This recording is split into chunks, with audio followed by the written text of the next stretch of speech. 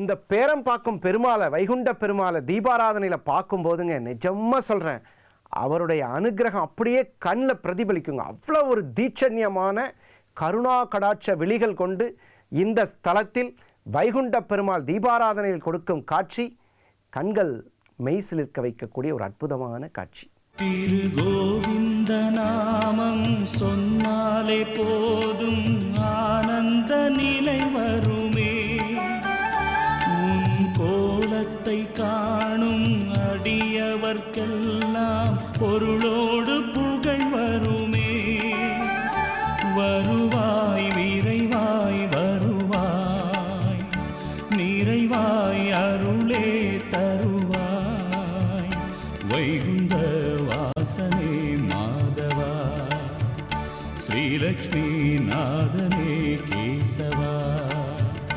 திரு கோவிந்த நாமம் சொன்னாலே போதும் ஆனந்த நிலை வருமே.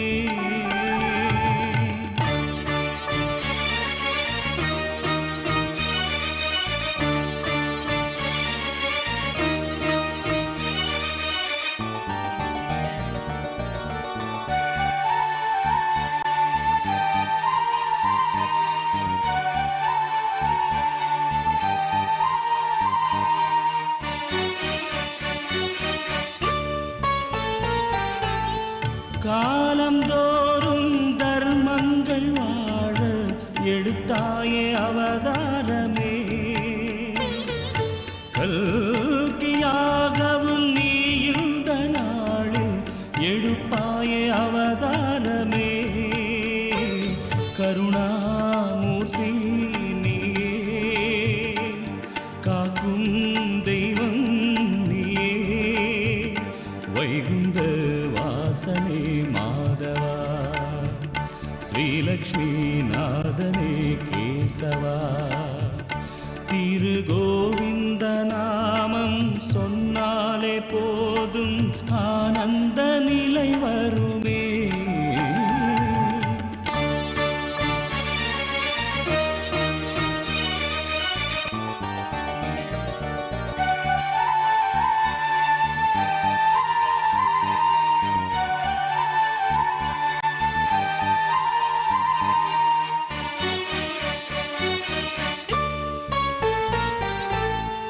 ஆதிமூலம் ஆனந்த ரூபம் கொண்டாயே நாராயணனே.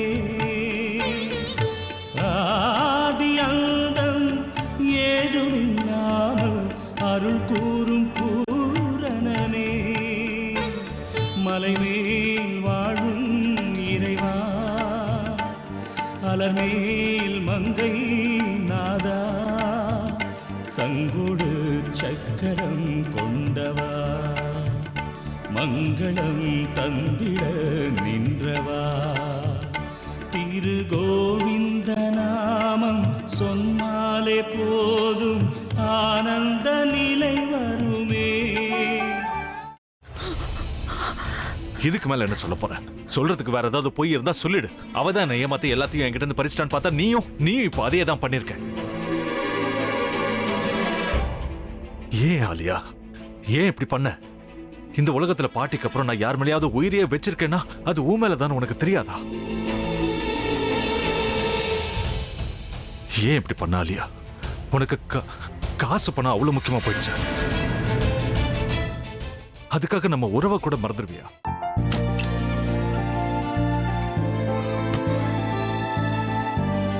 சக்தி சக்தி, ஒரு நிமிஷம்.